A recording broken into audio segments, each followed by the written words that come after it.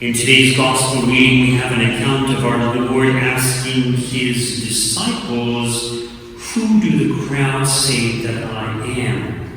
And of course, this passage occurs in the other Gospels, in particular in Matthew, and it's actually more detailed in Matthew. So they give a few different opinions, and then our Lord says, "But who do you say that I am?" And Peter answers on behalf of them all, "The Messiah of God." In the St. Luke or the St. Matthew version, our St. Peter says, "You are the Christ, the Son of the living God," which is much more expressive of the true identity of our Lord. But he is indeed the Messiah. And the Jewish people were longing for the coming of the Messiah for many, many centuries. And in fact, even today, the Jewish people who have not accepted Christ, they are still longing for their Messiah. And the question that ought to arise in our mind is, what was the Jewish understanding of the Messiah? What was the Jewish understanding of the kingdom that the Messiah would establish? And we know that they were waiting for a kind of political kingdom, a political system. So a Messiah would be a great political leader, someone who would lead their nations to great glory and victory over all their enemies, and a kingdom where all the other nations would bow down before them, and in fact the other nations would join them. So they were waiting for an earthly kind of kingdom, an earthly kind of king. So if you remember, there's that passage where our Lord multiplies the loaves and the fish, and then the people come and they want to make him king, and our Lord withdraws. He kind of disappears. And what's interesting is that as soon as St. Peter says the Messiah of God, Jesus orders them not to tell anyone, partially because they're not yet ready to understand this. They're not yet ready because they have a wrong understanding of the kingdom. But then right after that, he points out that the Son of Man must undergo great suffering and be rejected by the elders, chief priests, and scribes, and be killed, and on the third day be raised. So he's talking about the fact that he's going to be killed. And we understand, because we're looking back, and we understand, well, this is something that had to happen for our salvation. Our Lord had to be crucified. He had to be killed. So it makes perfect sense for our Lord to say this. And our Lord is also saying this not just to point out to them what's going to happen, but in order to prepare them for what is coming. So they won't be too surprised, so that they won't be too shocked by this. In other words, so that they won't run away as they actually did. And why is it that they ran away? From fear. The reason is because when our Lord mentions these things, that he's going to be killed, it's kind of like it didn't sink in. It's kind of like they didn't want to believe it. They didn't want to accept it. And in fact, if you recall, there's that passage where when our Lord points out that he's going to have to be killed, St. Peter says, "God forbid that this should happen." And what does our Lord say? "Get behind me, Satan. You are thinking not as God thinks, but as a man thinks." So it's kind of like the apostles, they didn't want to accept the reality that our Lord was going to have to die. And I mention this because it's very important for us to realize this, because what happens to our Lord while he was here on earth in his physical body, in a way has to happen to his mystical body, which is the church. And unless we understand what our Lord is trying to convey to the apostles here, we will have the wrong attitude towards the church also. I wanted to read to you from the Catechism. I made some photocopies, and it's the section dealing with the church's ultimate trial. And it's article number 675 through to 677. And I actually wanted to read these to you because it's very important that we understand this. So here's what the Catechism states. Before Christ's second coming, the church must pass through a final trial that will shape the faith of many believers. The persecution that accompanies her pilgrimage on earth will unveil the mystery of iniquity in the form of a religious deception offering men an apparent solution to their problems at the price of apostasy from the truth. The supreme religious deception is that of the Antichrist, a pseudo-messianism by which man glorifies himself in place of God and of his Messiah come in the flesh. There's a lot of meat in there. If I just read it, it's not like, what did you just say? So there's going to be a final trial in which the faith of many believers are going to be shaken. Many believers will fall away. Now this persecution that will ensue is going to reveal the mystery of iniquity. And it's a kind of reference to the Antichrist, and there are prophecies of the Antichrist coming who will be an actual person. But this article in the Catechism is not dealing with the Antichrist. It's dealing with a form of religious deception.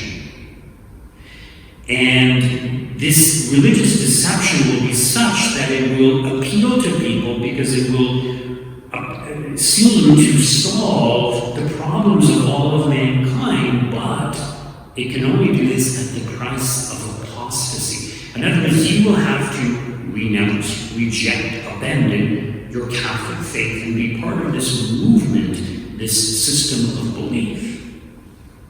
So it mentions that the supreme religious deception is that of the Antichrist, a pseudo-messianism. A pseudo-messianism is a false Messiah, a false idea of the Messianic kingdom. And in this false messianism, man glorifies himself in place of his Messiah come in the flesh. So in other words, man, because of his advancing ability to do technology and to control so many things in nature, genetic changing of produce also and all these things. So man thinks that he can save himself. And in fact, when we consider Marxism, communism, which is an atheistic system, the system or the theory of Marxism appeals to many people as a kind of messianism, as a kind of way of saving mankind from the corruption that takes place in society, the oppression of those who are in positions of power and authority, those who control the wealth, and stepping on the little people. And this is why Marxism appeals to this very day. And in fact, when we look at the Black Lives Matter movement, it's really a Marxist movement. There's evidence for that. And many of the people who are now involved in the protests are really calling for a Marxist society, a communistic society. So get rid of all religion, all authority, especially the Catholic Church, because they have their bishops, their priests, and this is a form of authority. So we want a system in which everyone is equal. Take the money from the rich, divide it amongst the poor, and we will all live in peace and harmony, respecting each other. This is the appeal. This is the philosophy or the kind of a religious viewpoint. People adhere to this religiously and are trying to promote it. In other words, as we adhere religiously to our faith, they adhere religiously to their beliefs. Interestingly enough, when Our Lady of Fatima, she warned against Russia, that the errors of Russia will spread around the world and nations will be annihilated. And when we read that passage, nations will be annihilated, we tend to think of atomic bombs going off and destroying countries, annihilating countries.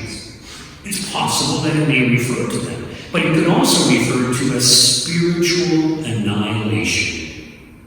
A country that is devastated spiritually because of atheistic communism. In other words, all those people are spiritually dead. They're going to end up in hell. They have been annihilated. They've been wiped out.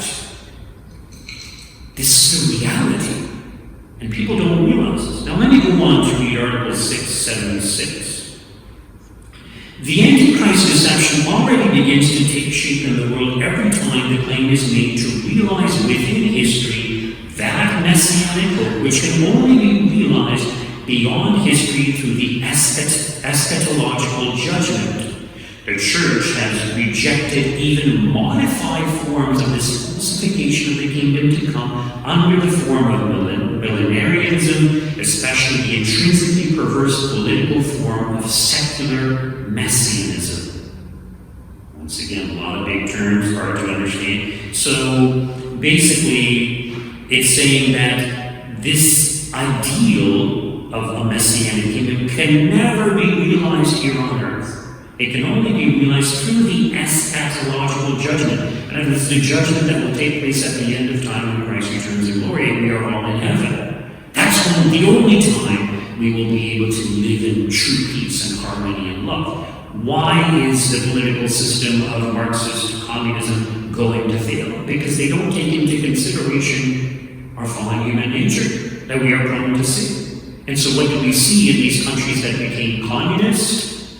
Well, they started off with really good ideas. All the people were on board supporting them, and then communist systems killed more people than were killed during the wars. They killed their own citizens. Why? Because power corrupts. So people who are in positions of power use their power and authority to step on the little guy and to steal from the common people.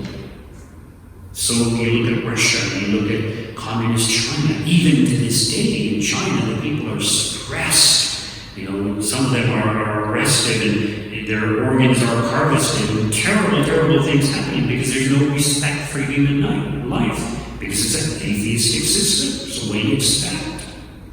So the church has rejected all these forms of, messianism, this secular messianism, a political form of secular messianism, which basically could refer to atheistic communism, but also other things, and that's why the Catechism leaves it kind of vague. Now let me go on to 677. The church will enter the glory of the kingdom only through this final Passover, when she will follow her Lord in his death and resurrection. Let me just stop there, because this is so important. The church will enter the glory of the kingdom only through this final Passover, and that was this final severe persecution. So our Lord's Passover was his crucifixion. So at the Passover, the Jews slaughtered the lamb. Christ's Passover was that he was slaughtered on the cross. So the church will enter the glory of the kingdom only through this final Passover, when she, the church, will follow her Lord in his death. In his death. And then his resurrection. In other words, the church will be so persecuted, it will go underground, there will be so few faithful that it will appear to have died. And then our Lord will return and the church will be resurrected. Let me keep reading. The kingdom will be fulfilled then not by a historic triumph of the church through a progressive ascendancy, but only by God's victory over the final unleashing of evil, which will cause his bride to come down from heaven. God's triumph over the revolt of evil will take the form of the last judgment after the final cosmic upheaval of this passing world. So the church will never ascend. In other words, once we get near the end times, the church is going to go down, and eventually underground. Now, it's very important that we understand this. There's that beautiful vision of St. John Bosco near the end times, pertaining to the end times, and he has this vision of this large ship with the Pope standing on it, and the ship is being battered by huge waves, and it seems like it's going to sink. But then there are other boats and ships trying to kind of battle the waves also, and they're all kind of on the verge of sinking. So this huge ship, which represents the church, once it's anchored to the two pillars, and on top of one pillar is Our Lady, on top of the other is the Eucharist. So once the ship is anchored to these two pillars, it becomes stable. And there are other ships, other boats that anchor themselves to this big ship, which is the church, and they are also stable. All the other ships will drown. Now, this is a very beautiful analogy of the church and what will happen in the end times, and only those who persevere in a great devotion to the Eucharist and to Our Lady will be the ones who persevere. But let me give you another kind of vision now, and this is just to try to explain something to you. Something that our Lord was trying to explain to his apostles. In other words, here's our Lord. He's saying he's the Messiah. The disciples get it right. He's the Messiah. But who in their right mind would leave everything to follow an individual knowing that he's soon going to be killed? Especially if you have this idea of the Messianic kingdom as being a political kingdom, and you need the political ruler to be around. But if he's going to be killed, there goes our hopes. And this is why when our Lord is arrested and beaten, and the apostles, they just flee, they get confused, they don't know what's going on. So, imagine this for a moment. You are going to go on a sea voyage on a very large ship. And this ship is going to go, let's say, from Canada to someplace in Europe. But you know in advance that this ship is going to go down. Are you going to get on that ship? Most of us would not. But this is what our Lord is saying. I'm going to go down. The church is going to go down. Are you going to be still on board? Are you still going to follow me? And why is the ship going to go down? Well, the ship is going to be attacked from without. But the ship is also going to be attacked from within. In other words, there will be people on the ship who are going to start drilling holes in the bottom of the ship. And water is slowly going to start coming in, and gradually, as time goes on, as the ship gets closer and closer to the other side, the ship is going to start sinking. And people are going to jump off the ship. And you're still holding on to the ship, you're still kind of climbing up to the top of the ship, but the ship is going down. And the whole point is you have to stay on the ship. Why? Because the ship is going to be resurrected. The ship is going to be raised up by God. But imagine those people, they're going to jump ship. And this is exactly what's going to happen in the future. So in other words, people will be jumping out of the church to join the crowd, the popular opinion, atheism, or Marxist communism. The church is full of corruption, all these bad priests, all these abuses, all these terrible things happening in the church. Why stay in the church? Jump ship. This is why our Lord is saying, the Son of Man will have to suffer. He will die, but yes, he will resurrect. And the same thing is going to happen to his church. And are we willing to face that? And basically the question is, are we willing to face persecution? Are we willing to face martyrdom? Are we willing to die for our faith? And you know, in the past, maybe people didn't have to think about this that much, but as time goes on, we do have to think about it. Because it's a very serious question. Today we celebrate the feast of St. Cosmas and Damian. They were martyred for the faith. And according to history, their martyrdom was very brutal, very painful, very agonizing. But they persevered even to the point of death. May we be inspired by their example, and let us ask God to help us to persevere no matter what happens.